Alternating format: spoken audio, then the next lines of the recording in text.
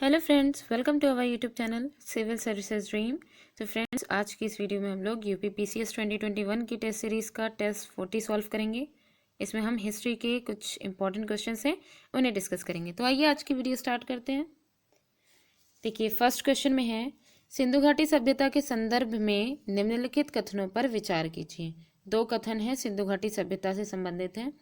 पहले में देखिए, यह प्रमुखतः लौकिक सभ्यता थी तथा उसमें धार्मिक तत्व यद्यपि उपस्थित था, वर्चस्वशाली नहीं था, श्रेष्ठ नहीं था। सेकेंड स्टेटमेंट में है, उस काल में भारत में कपास से वस्त्र बनाए जाते थे। उपर्युक्त में से कौन सा या कौन से कथन सही है? केवल एक सही है, केवल दो सही है, एक और दो दोनों सही हैं, ना तो एक सही है और ना ही दो सही है। तो करेक्ट आंसर क्या होगा? क्वेश्चन 1 का करेक्ट आंसर है ऑप्शन सी, एक और दो दोनों ही सही हैं। दोनों ही यहाँ पे स्टेटमेंट सही हैं। सिंधु घाटी सभ्यता के संदर्भ में सामान्यतः ये माना जाता था कि यह प्रधानतः लौकिक सभ्यता थी और इसमें धार्मिक तत्व यद्यपि उपस्थित था, वर्चस्वशाली नहीं था, यानी श्रेष्ठ नहीं था। धार्मिक तत्व तो थे लेकिन श्रेष्ठ वर्चस्वशाली नहीं था। दूसरा ये है कि सिंधु सभ्यता में अनेक स्थलों से कपास के वस्त्र के साक्ष्य मिले हैं। ठीक है, कपास के बने जो वस्त्र हैं उसके साक्ष्य मिले, जिससे ये स्पष्ट हो जाता है कि उस काल में कपास से वस्त्रों का निर्माण किया जाता था। ठीक है, तो इसलिए दोनों ही स्टेटमेंट यहाँ पे सही हैं। अगला क्वेश्चन देखिए, क्वेश्चन नंबर 2। सेकेंड क्वेश्चन में है, लेखन कला की उचित प्रणाली विकसित करने वाली सर्वप्रथम प्राचीन सभ्यता थी। ऑप्शंस हैं सिंधु सभ्यता, मिस्र सभ्यता, सुमेरियन सभ्यता यानी सुमेरिया और चीनी सभ्यता। क्वेश्चन 2 का करेक्ट आंसर है ऑप्शन सी, सुमेरिया। सुमेरिया सभ्यता के लोग प्राचीन विश्व के प्रथम लिपि आविष्कार करता थे। सबसे पहले जो लिपि की आविष्कार किया था वो सुमेरियन जो थे उन्होंने ही, सुमेरिया सभ्यता के जो लोग थे उन्होंने ही किया था। इनकी प्रारंभिक लिपि का जो स्वरूप है वो अत्यंत सरल और आदिम था, पुराना भी था और बहुत ही ज़्यादा इजी था। और सुमेरिया की एक क्यूनिफॉर्म लिपि है जो कि सामान्यतः प्राचीनतम लिपि मानी जाती है। ठीक है, क्यूनिफॉर्म लिपि है। नेक्स्ट देखिए, क्वेश्चन नंबर 3। क्वेश्चन 3 में है, गोपथ ब्राह्मण संबंधित है। ऑप्शन है यजुर्वेद से, ऋग्वेद से, अथर्ववेद से या फिर सामवेद से। क्वेश्चन 3 का करेक्ट आंसर है ऑप्शन सी, अथर्ववेद से।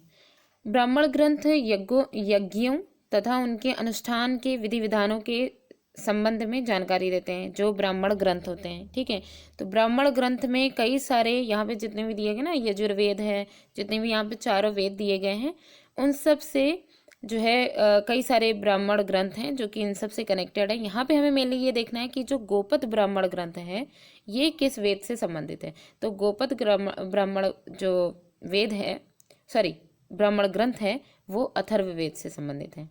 ठीक है, नेक्स्ट क्वेश्चन है क्वेश्चन नंबर 4। क्वेश्चन 4 में है, अध्यात्म ज्ञान के विषय में नचिकेता और यम का संवाद किस उपनिषद में प्राप्त होता है। ऑप्शन है बृहदारण्यक उपनिषद में, छांदोग्य उपनिषद में, कठोपनिषद में या केन उपनिषद में। क्वेश्चन 4 का करेक्ट आंसर है ऑप्शन सी, कठोपनिषद में। कठोपनिषद में यम और नचिकेता का संवाद उल्लिखित है, जिसमें जो आचार्य यम जो थे वो आचार्य थे, उन्होंने नचिकेता को उपदेश दिया था। यानी ये जो नचिकेता हैं वो शिष्य हैं और यम जो है वो आचार्य हैं। ठीक है, कठोपनिषद में ही इनका जो है ये आता है इनके बारे में कि जो है यम ने नचिकेता को उपदेश दिया। क्या उपदेश दिया था? कि ना इस आत्मा का कभी जन्म होता है और ना ही इसकी कभी मृत्यु होती है। ठीक है, तो ये जो कठोपनिषद है वो कृष्ण यजुर्वेद का उपनिषद है। ठीक है, तो ये बात जो किस में कही गई है, यम और नचिकेता की बात, वो कठोपनिषद में कही गई है। अगला क्वेश्चन क्वेश्चन 5 है। इसमें देखिए, इसमें है, धर्म तथा रीत भारत की प्राचीन वैदिक सभ्यता के एक केंद्रीय विचार को चित्रित करते हैं। इस संदर्भ में निम्नलिखित कथनों पर विचार कीजिए। धर्म और रीत से संबंधित दो कथन हैं। पहले में है, धर्म व्यक्ति के दायित्वों एवं स्वयं तथा दूसरों के प्रति व्यक्तिगत कर्तव्यों की संकल्पना था। क्या? धर्म ठीक है। दूसरा है यहाँ पे रित जो है वो मूलभूत नैतिक विधान था।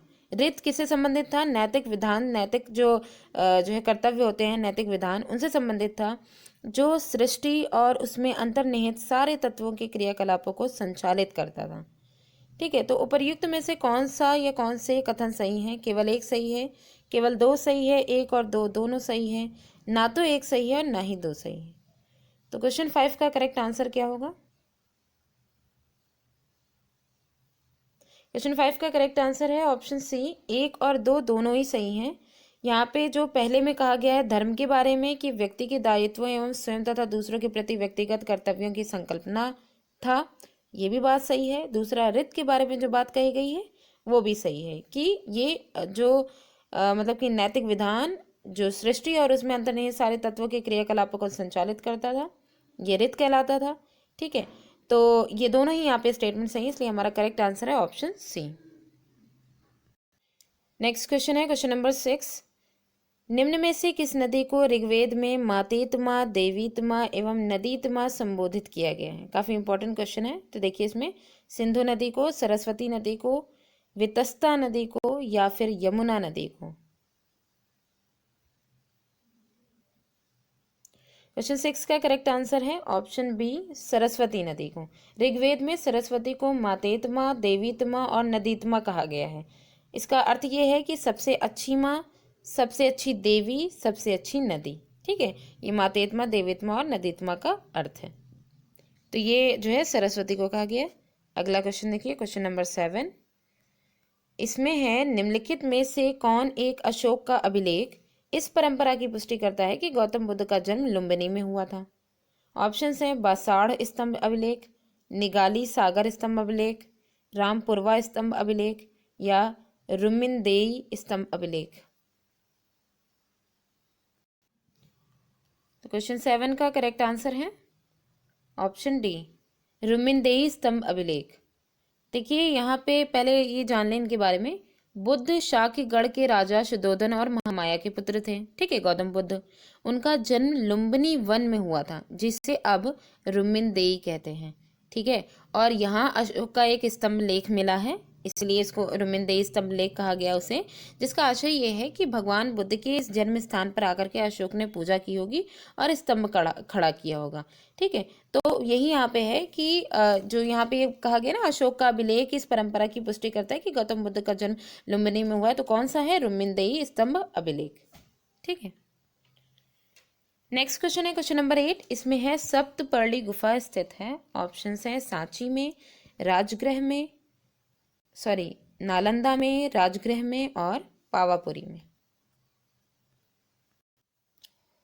तो क्वेश्चन 8 का करेक्ट आंसर है ऑप्शन सी, राजगृह में। प्रथम बौद्ध संगीति जो बुद्ध की मृत्यु के तत्काल बाद हुई थी वो राजगृह की सप्तपर्णी गुफा में हुई थी। तो सप्तपर्णी गुफा कहाँ स्थित है? राजगृह में है। ठीक है। नेक्स्ट है क्वेश्चन नंबर 9 में है करमापा लामा तिब्बत के बुद्ध संप्रदाय के किस वर्ग का है? ऑप्शंस हैं गेलुगपा, कंग्यूपा, साक्यपा और लिंगमापा। क्वेश्चन 9 का करेक्ट आंसर है ऑप्शन बी, कंग्यूपा।